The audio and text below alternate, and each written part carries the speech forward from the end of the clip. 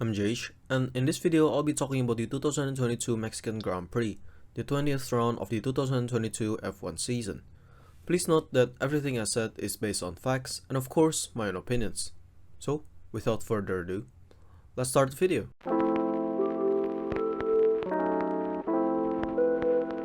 First of all, I wanted to apologize for the very late upload.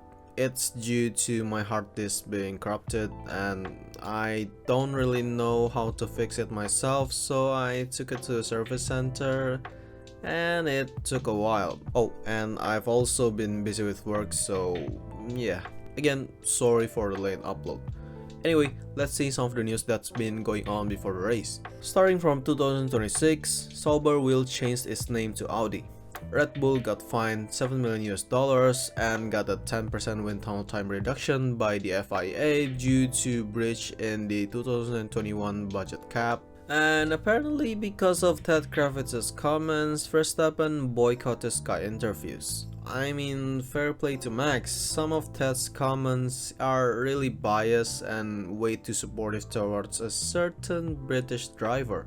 Look, I get that you're British and all, but come on man, just be fair to other drivers. Anyway, let's get to their performances.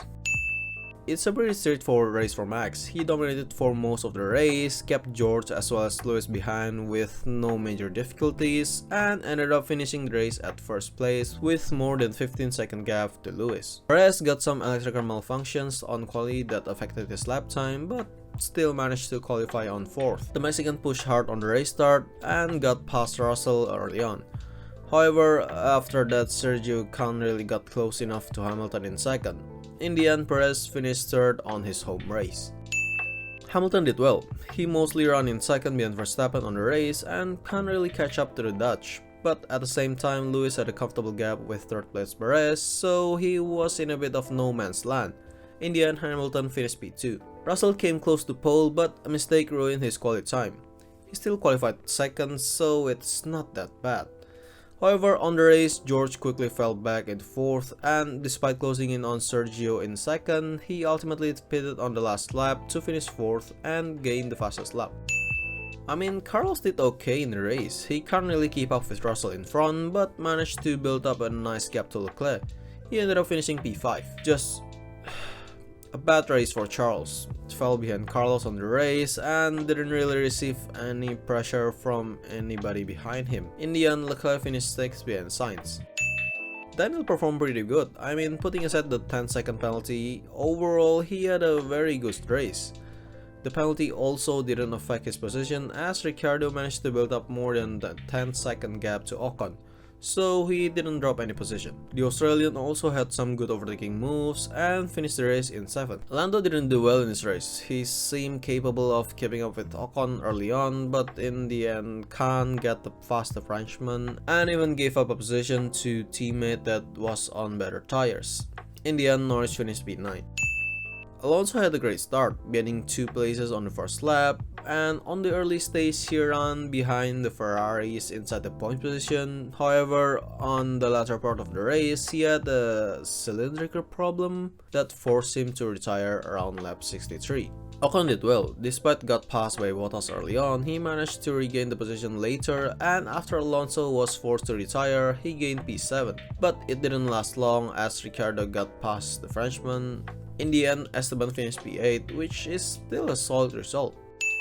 Bottas had a good race. Qualified 6th, ran inside points position on a few occasions, no notable mistakes, and on the latter part of the race managed to keep Gasly behind to take the last points position in P10.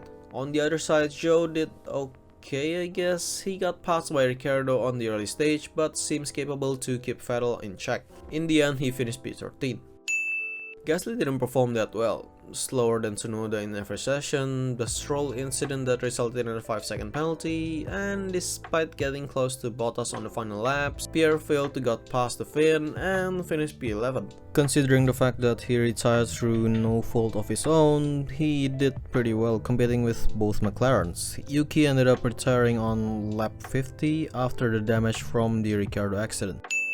Albon had another excellent race, overtook both Haas and Vettel, good pace, no major mistakes, and ended up finishing P12. No, just no. He only overtook Magnussen and, well, then he fell off, finishing the race in P18 and being the only driver to be lapped twice on this race.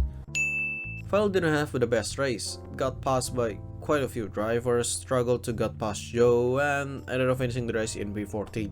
Aside from the Gasly incident, there was nothing really notable from Stroll in this race. He did pass both Haas's, but other than that, it's a normal backmarker race for him. Lance ended up finishing 15th. Nick didn't do that well. Bad start, no notable actions throughout the race, and he finished P16. Well, at least he finished in front of his teammate, I guess. Magnussen got a power unit penalty, and despite managed to overtake Albon in the opening lap, he fell back and finished second last. My best driver for this race is Max. No errors, 15th second in front of second place Lewis, and leading for the majority of the race. Here are the standings after the 20th round.